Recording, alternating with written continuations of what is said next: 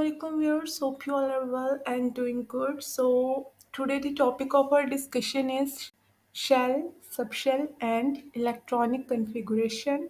So first of all we will check its learning outcomes. तो जी सबसे पहले हम शेल के कॉन्सेप्ट को स्टडी करेंगे, उसके बाद हम देखेंगे कि सबशेल क्या होता है, फिर हम इलेक्ट्रॉनिक कॉन्फ़िगरेशन के कॉन्सेप्ट को स्टडी करेंगे और उसके बाद हम कुछ न्यूमेरिकल प्रॉब्लम सॉल्व करेंगे और एट द एंड हम इन सारे कॉन्सेप्ट्स को अचीव करने के बाद कुछ क्वेश्चंस को देखेंगे जो हमारे सेल्फ टेस्ट के लिए होंगे। ठीक है, तो जी सबसे पहले हम देखते हैं शेल क्या होता है। Electrons revolve around the nucleus in a specific circular path known as orbit, energy level और ए शेल। तो इलेक्ट्रॉन्स होते हैं वो न्यूक्लियस के इर्द गिर्द एक खास किस्म के सर्कुलर पाथ में रिवॉल्व कर रहे होते हैं और उस सर्कुलर पाथ को शेल कहते हैं। ठीक है, शेल को ऑर्बिट भी कहा जाता है, उसके अलावा एनर्जी लेवल भी कहा जाता है। साइड पे आपको न्यूक्लियस दरमियान में शो हो रहा है और 4 शेल्स शो हो रहे हैं।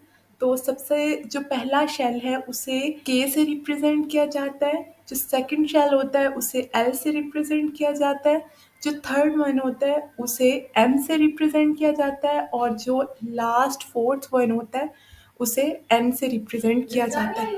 और इसी तरह मज़ीद शेल्स चलते रहते हैं, लेकिन हम यहाँ पे फर्स्ट 4 शेल्स के बारे में स्टडी करने वाले हैं। जो शेल नंबर 1 है, जो के शेल है, उसमें मैक्सिमम जो इलेक्ट्रॉन्स को रखने की कैपेसिटी होती है वो 2 इलेक्ट्रॉन्स की होती है।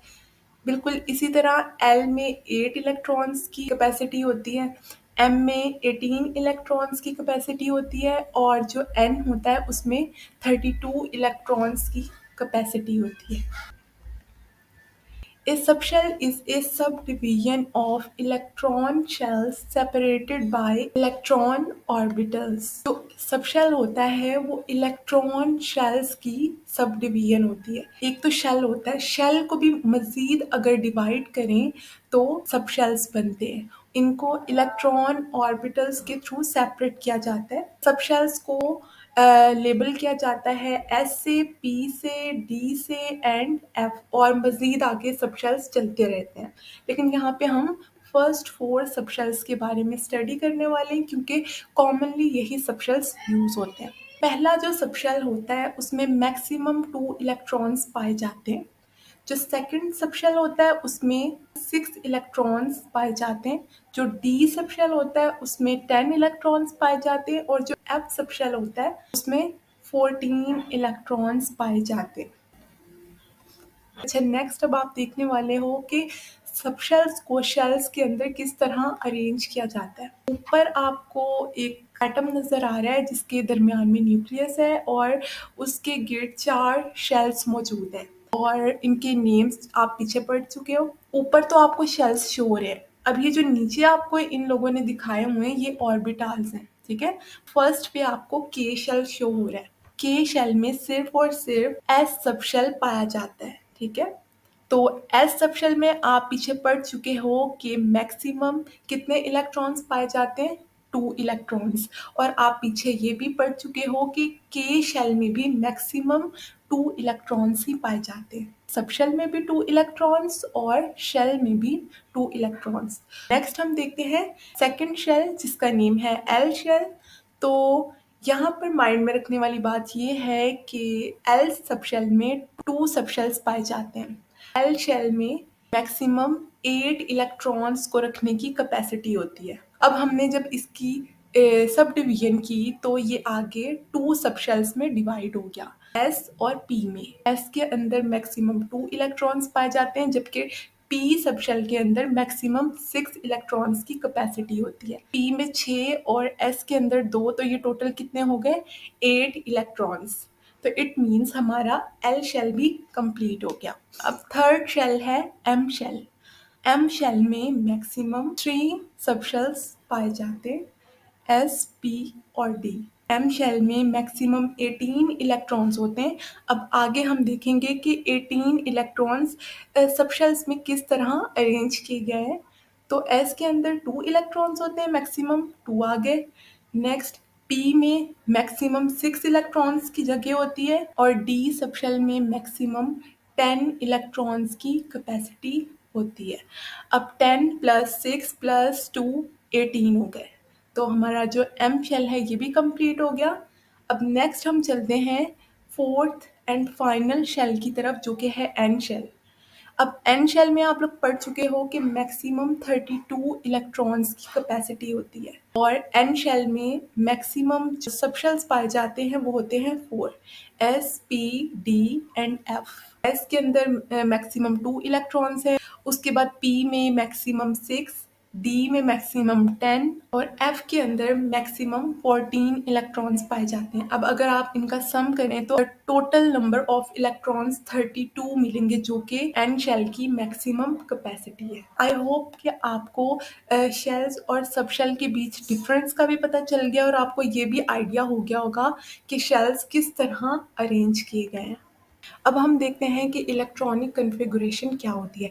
The arrangement of electrons in atomic orbitals around an atomic nucleus is called electronic configuration.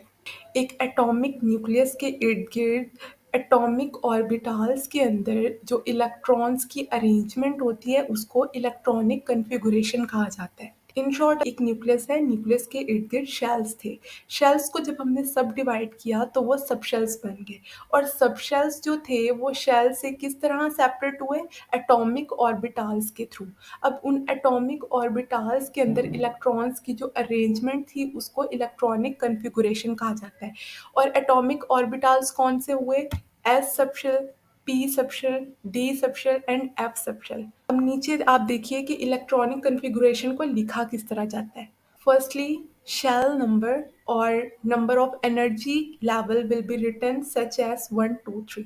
सबसे पहले आप शेल का नंबर या आप उसको ये भी कह सकते हो एनर्जी लेवल का नंबर, आप सबसे पहले उसको लिखोगे। सेकंड आप सबशेल को लिखोगे, सबशेल क्या थे, s, p, d, f. Third है number of electrons which a particular subshell accommodate will be expressed as.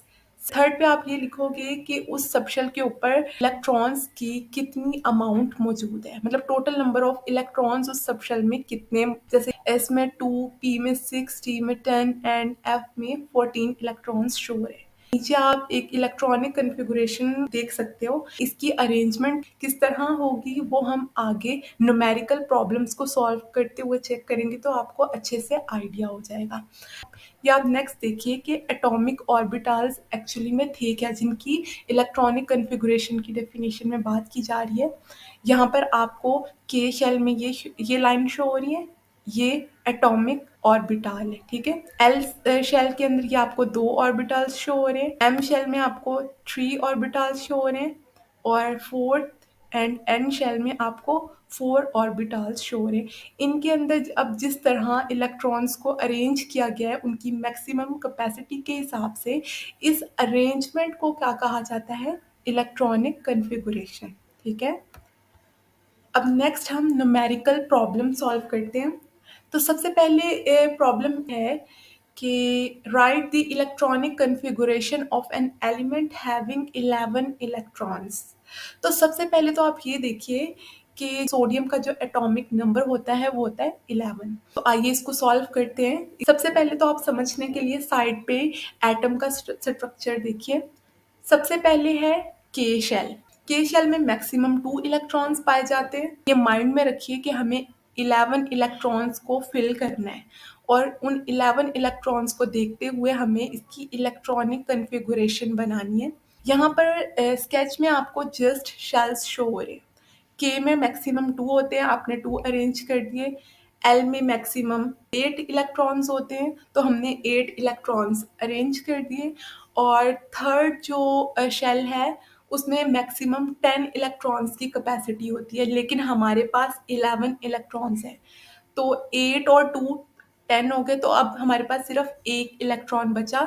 तो हमने एन शेल में एक इलेक्ट्रॉन को फिल किया, जबकि 9 इलेक्ट्रॉन्स की जगह यहाँ पे खाली है। अब इसको देखते हुए हम बनाएंगे सब शेल्स।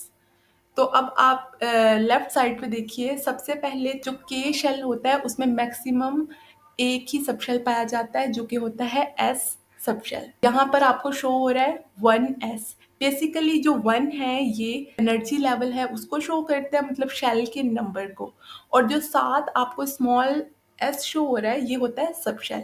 तो हम फर्स्ट शेल की बात कर रहे हैं तो मतलब 1 आ गया और साथ उसका सबशेल। के में क्योंकि एक सबशेल होता है तो हम सिर्फ 1s लिखेंगे। अब यहाँ पे टोटल 2 इलेक्ट्रॉन्स थे तो हमने बॉक्स के अंदर 2 इलेक्ट्रॉन्स को फिल कर दिया। अब आप देखिए एल शेल में टोटल 8 इलेक्ट्रॉन्स होते हैं, जबकि जो इसमें सबशेल की अमाउंट होती है वो 2 सबशेल्स होते हैं। एक है एस सबशेल और एक है पी सबशेल। अच्छा, आप एक चीज और माइंड में रखिए कि एक बॉक्स में मैक्सिमम 2 इलेक्ट्रॉन्स ही फिल हो सकते हैं। सेकंड एनर्जी लेवल और साथ एस सबशेल, तो इसमें 2 इलेक्ट्रॉन्स फिल हो गए क्योंकि मैक्सिमम एस के अंदर 2 इलेक्ट्रॉन्स ही फिल हो सकते हैं। अब नेक्स्ट हम 3 बॉक्सेस ज्वाइन कर देंगे क्योंकि पी में 6 इलेक्ट्रॉन्स होते हैं तो हमने 6 इलेक्ट्रॉन्स को फिल कर दिया। ठीक है, अब 2p सबशेल है वो भी फिल हो गया। अगर आप देखो 2s और 2p को जो कि सेकंड शेल बनता है तो आपको नजर आ रहा होगा कि ये 8 इलेक्ट्रॉन्स को कंप्लीट करता है। अब नेक्स्ट हमारे पास है थर्ड सबशेल। अब एन सबशेल में मैक्सिमम 10 इलेक्ट्रॉन्स की कैपेसिटी मौजूद होती है, लेकिन आपको ये भी मालूम है कि सोडियम का एटॉमिक नंबर 11 था, तो अब हमारे पास 10 इलेक्ट्रॉन्स तो कंप्लीट हो गए, जस्ट 1 इलेक्ट्रॉन बाकी रह गया। तो इसके लिए हमें पी और डी सबशेल की ज़रूरत नहीं है क्योंकि एक इलेक्ट्रॉन है वो सिर्फ 3 सबशेल में भी फिल किया जा सकता है। तो अब हम नेक्स्ट बॉक्स बनाएंगे 3s का। 3 मतलब थर्ड शेल और साथ s आ जाएगा जिसमें मैक्सिमम 2 इलेक्ट्रॉन्स की कैपेसिटी होती है, लेकिन 1 इलेक्ट्रॉन होने की वजह से एक इलेक्ट्रॉन यहाँ पर आ गया। अब हम इसी हिसाब से इसकी इलेक्ट्रॉनिक कन्फिगुरेशन लिखेंगे। 1s सबशेल कंप्लीट है, इस वजह से इसमें टोटल 2 इलेक्ट्रॉन्स होते हैं तो 2 को ऊपर लेबल कर दिया। इसी तरह नेक्स्ट सबशेल है 2s और s की वजह से क्योंकि मैक्सिमम 2 इलेक्ट्रॉन्स हैं इस पे भी 2 लेबल कर दिया। फिर 2p, p के अंदर मैक्सिमम 6 इलेक्ट्रॉन्स हैं तो हम इस पर 6 को लेबल कर देंगे। और एंड पे 3s आ गया। अब क्योंकि 3s में जस्ट 1 इलेक्ट्रॉन है तो हम यहाँ पर 1 लेबल कर देंगे। तो इस तरह ये इलेक्ट्रॉनिक कन्फिगुरेशन आ गई। होप सो आपको अब इलेक्ट्रॉनिक कन्फिगुरेशन किस तरह बनाई जाती है आपको इसका आइडिया हो गया होगा। नेक्स्ट है problem number 2। Write down the electronic configuration of Cl negative ion. अच्छा, सबसे पहले तो आप ये देखिए क्लोरीन के ऊपर नेगेटिव चार्ज ना होता तो ये क्लोरीन का एक एटम बन जाता, लेकिन नेगेटिव साइन होने की वजह से ये आयन कहलाएगा। आप जानते हो कि क्लोरीन का जो एटॉमिक नंबर होता है वो 17 होता है। अब क्योंकि क्लोरीन के ऊपर नेगेटिव चार्ज है, नेगेटिव चार्ज होने का मकसद ये है कि इसके ऊपर 1 इलेक्ट्रॉन मौजूद है। ठीक है, तो हम 17 में 1 को प्लस करेंगे तो हमारे पास 18 एटॉमिक नंबर आ जाएगा। अगर क्लोरीन के ऊपर पॉजिटिव चार्ज होता तो 17 में से 1 को माइनस कर दिया जाता, क्योंकि पॉजिटिव साइन का मतलब ये होता है कि उस एटम के ऊपर इलेक्ट्रॉन की डेफिशिएंसी हो गई। तो अब हम चलते हैं इलेक्ट्रॉनिक कन्फिगुरेशन की तरफ। तो अब आप देखिए साइड पे आपको एक एटम का स्ट्रक्चर शो हो रहा है। अब हमें टोटल 18 इलेक्ट्रॉन्स को डिजाइन करना है शेल्स के अंदर। फर्स्ट शेल के अंदर मैक्सिमम 2 इलेक्ट्रॉन्स की कैपेसिटी होती है तो हमने 2 इलेक्ट्रॉन्स फिल कर दिए। सेकंड शेल के अंदर 8 इलेक्ट्रॉन्स की कैपेसिटी होती है तो हमने 8 इलेक्ट्रॉन्स फिल कर दिए। और थर्ड शेल में मैक्सिमम 18 इलेक्ट्रॉन्स की कैपेसिटी होती है, लेकिन हमारे पास टोटल 8 नंबर ऑफ इलेक्ट्रॉन्स बाकी रह गए हैं तो हम 8 इलेक्ट्रॉन्स को थर्ड शेल में अरेंज कर देंगे। अब आइए इन शेल्स की मदद से हम सब शेल्स को डिज़ाइन करते हैं। तो सबसे पहले है के शेल। के शेल में सिर्फ एक सब शेल पाया जाता है, तो आप देखिए 2 इलेक्ट्रॉन्स इस बॉक्स में फिल कर दिए गए। नेक्स्ट सेकंड शेल आ जाता है, इसमें मैक्सिमम 2 सब शेल्स होते हैं एस एंड पी। 2s में 2 इलेक्ट्रॉन्स होंगे, 2p में मैक्सिमम 6 इलेक्ट्रॉन्स होंगे।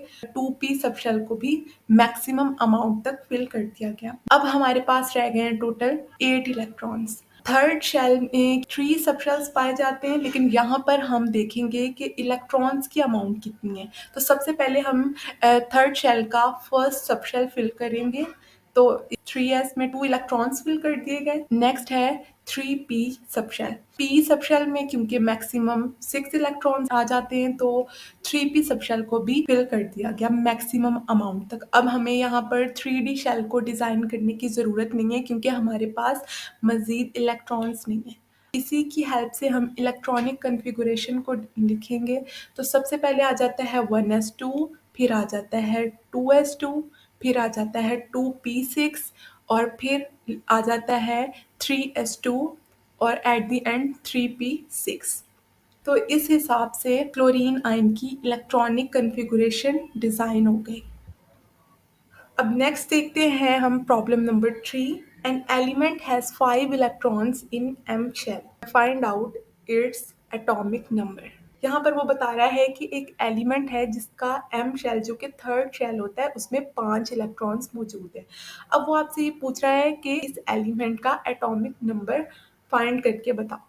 हमें एक कंडीशन दी हुई है कि एम शेल में 5 इलेक्ट्रॉन्स हैं। अगर एम शेल में 5 इलेक्ट्रॉन्स मौजूद हैं तो इसका मतलब है इससे जो पहले वाला शेल था एल शेल और उससे पहले वाला जो शेल था जो कि के शेल था, मतलब फर्स्ट एंड सेकंड शेल जो है वो कंप्लीटली फिल्ड है। उसके बाद एम शेल की बारी आती है। अब एम शेल में तो टोटल 18 इलेक्ट्रॉन्स होते हैं लेकिन यहाँ पर उसने बताया कि टोटल 5 इलेक्ट्रॉन्स हैं। तो हम इससे पहले वाले शेल को कंप्लीट करते हैं। के शेल, अब आप नीचे देखिए सबसे पहला है के शेल। के शेल में टोटल 2 इलेक्ट्रॉन्स होते हैं, 2 फिल हो गए। उसके बाद एल शेल, एल शेल में टोटल 8 इलेक्ट्रॉन्स होते हैं, वो भी फिल कर दिया गया। एम शेल में जितने इलेक्ट्रॉन्स मौजूद हैं उसकी अमाउंट इन्होंने हमें क्वेश्चन में बताई हुई है जो कि 5 है। अब आप टोटल नंबर ऑफ इलेक्ट्रॉन्स को जब काउंट करेंगे तो आपके पास जो टोटल नंबर ऑफ इलेक्ट्रॉन्स आएंगे वो होंगे 15 और total number of electrons he actually में एटॉमिक नंबर होता है एलिमेंट का। ठीक है, 15 जो होता है वो एक्चुअली में फॉस्फोरस का एटॉमिक नंबर होता है। अब हम सेल्फ टेस्ट के लिए कुछ क्वेश्चंस को देखेंगे। तो सबसे पहला है how many the maximum number of electrons that can be accommodated in A P subshell. P subshell में मैक्सिमम अमाउंट ऑफ इलेक्ट्रॉन्स कितनी होती है? 6। तो इसका आंसर है 6। ये आप साइड पर देख भी सकते हो। नेक्स्ट क्वेश्चन है how many subshells are there in second shell. उसका क्वेश्चन है कि सेकंड शेल में कितने सबशेल्स पाए जाते हैं। अगर आप भूल ना रहे हो तो आप पीछे पढ़ चुके हो कि सेकंड शेल जो कि एल शेल होता है इसके अंदर मैक्सिमम 2 सबशेल्स पाए जाते हैं, एस और पी सबशेल। ठीक है, तो इसका आंसर होगा 2 सबशेल्स। जैसे आप यहाँ पर देख सकते हो 2 एंड पी, और इसमें मैक्सिमम नंबर ऑफ इलेक्ट्रॉन्स भी देख सकते हो। अब थर्ड क्वेश्चन है why does an electron first fill 2p orbital and then 3p orbital. वो पूछ रहा है कि हाँ, क्यों ऐसा होता है कि पहले 2p ऑर्बिटल को फिल करना पड़ता है और उसके बाद 2s ऑर्बिटल को फिल करना पड़ता है। जो 2p ऑर्बिटल होता है उसकी एनर्जी 3s ऑर्बिटल की निस्बत कम होती है। उसकी वजह क्या है? उसकी वजह है इसका एनर्जी लेवल, क्योंकि वो सेकेंड एनर्जी लेवल है। ठीक है, जबकि 3s ऑर्बिटल का एनर्जी लेवल 3 है। इस वजह से 2p ऑर्बिटल की जो एनर्जी होगी वो कम होगी as compare to 3s orbital. ठीक है, नेक्स्ट है if both k and l shells of an atom are completely filled how many total number of electrons are present in them। किसी भी एटम के अगर k और l शेल्स कंप्लीटली फिल्ड हों तो इनके अंदर टोटल नंबर ऑफ इलेक्ट्रॉन्स कितने होंगे। तो सबसे पहले हम देखते हैं के शेल को। के शेल में 2 इलेक्ट्रॉन्स की मैक्सिमम कैपेसिटी होती है जो कि 1s ऑर्बिटल में अरेंज की जाती है। तो आप साइड पे देख भी सकते हो यहाँ पर टोटल नंबर ऑफ इलेक्ट्रॉन्स 2 हो गए। अब हम देखेंगे एल शेल। एल शेल में मैक्सिमम 8 इलेक्ट्रॉन्स की कैपेसिटी होती है जो कि 2s और 2p ऑर्बिटल में अरेंज की जाती है। 2s में मैक्सिमम 2 इलेक्ट्रॉन्स पाए जाते हैं जबकि 2p में मैक्सिमम 6 इलेक्ट्रॉन्स पाए जाते हैं। अब हम इनको ऐड कर लेंगे तो ये टोटल कितने हो गए? 10 इलेक्ट्रॉन्स। इसका आंसर होगा 10। नेक्स्ट क्वेश्चन है how many electrons can be accommodated in M shell. ये आप पीछे पढ़ चुके हो कि एम शेल के अंदर टोटल नंबर ऑफ इलेक्ट्रॉन्स 18 होते हैं जो इसके 3 सबशेल्स में अरेंज किए जाते हैं। ठीक है, नेक्स्ट है what is the electronic configuration of A hydrogen atom.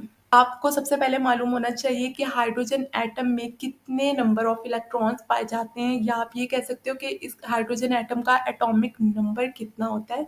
Hydrogen atom में ओनली 1 इलेक्ट्रॉन मौजूद होता है। तो अब हम इसको इलेक्ट्रॉनिक कॉन्फ़िगरेशन में अगर अरेंज करते हैं तो सबसे पहले 1 इलेक्ट्रॉन है तो वो पहले शेल में ही कंप्लीट हो जाएगा। पहले शेल में मैक्सिमम 2 इलेक्ट्रॉन्स की कैपेसिटी होती है जो कि एस सब शेल में अरेंज की जाती है।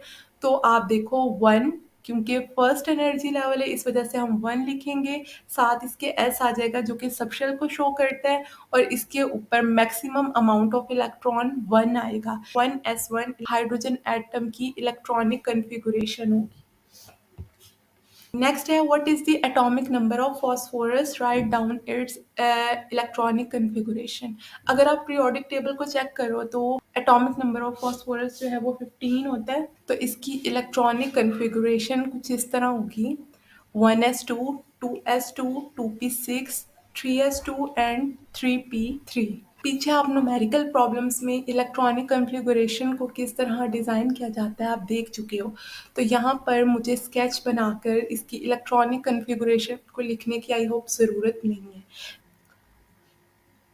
अब नेक्स्ट क्वेश्चन है if an element has atomic number 13 and atomic mass 27, how many electrons are there in each atom of an element. यहाँ पर वो पूछ रहा है कि अगर एलिमेंट का जो एटॉमिक नंबर होता है वो 13 हो और एटॉमिक मास 27 हो, तो उस एलिमेंट के हर एक एटम में कितने इलेक्ट्रॉन्स पाए जाएंगे। इसका आंसर है there will be 13 electrons in each atom of an element because the electron number of neutral atom will be same as of its proton number और एटॉमिक नंबर। इसके हर एटम में 13 इलेक्ट्रॉन्स ही पाए जाएंगे। उसकी वजह यह है कि जो न्यूट्रल एटम होता है उसमें जो इलेक्ट्रॉन्स की तादाद होती है वो बिल्कुल उतनी होती है जितनी नंबर ऑफ प्रोटॉन्स, या आप ये कह सकते हो उसका एटॉमिक नंबर होता है। एक्चुअली में एटॉमिक नंबर ही नंबर ऑफ इलेक्ट्रॉन्स होते हैं। नेक्स्ट है how many electrons will be in M shell of an atom having atomic number 15। यहाँ पर वो पूछ रहा है कि एक एटम है जिसका एटॉमिक नंबर 15 है, उसके एम शेल में कितने नंबर ऑफ इलेक्ट्रॉन्स होंगे। फॉस्फोरस का जो एटॉमिक नंबर होता है वो होता है 15। अब इसकी इलेक्ट्रॉनिक कन्फिगुरेशन अगर हम लिखते हैं तो ये होगी 1s2, 2s2, 2p6, 3s2 and 3p3। ये फॉस्फोरस की इलेक्ट्रॉनिक कन्फिगुरेशन आप पहले से पढ़ चुके हो तो अब मैं इसके ऊपर डिस्कशन नहीं करूँगी। जस्ट हम यहाँ पे देखेंगे एम शेल। एम शेल जैसा कि आप जानते हो कि थर्ड शेल होता है। तो अब हम इस इलेक्ट्रॉनिक कन्फिगुरेशन में जस्ट उन सब शेल्स को देखेंगे जिनका एनर्जी लेवल है वो 3 होगा। ठीक है, तो यहाँ पर एम शेल में जो सबशेल्स पाए जाते हैं वो है 3s2 एंड 3p3। तो आप इसके ऊपर पाया जाने वाले जो इलेक्ट्रॉन्स हैं जो आपको ये शो हो रहे हैं, जो एम शेल में पाए जाने वाले इलेक्ट्रॉन्स हैं उनका आइडिया हो जाएगा। तो 2 + 3 कितने हो गए 5। थोड़ा सा ट्रिकी है ये लेकिन बहुत ही इंटरेस्टिंग टॉपिक है।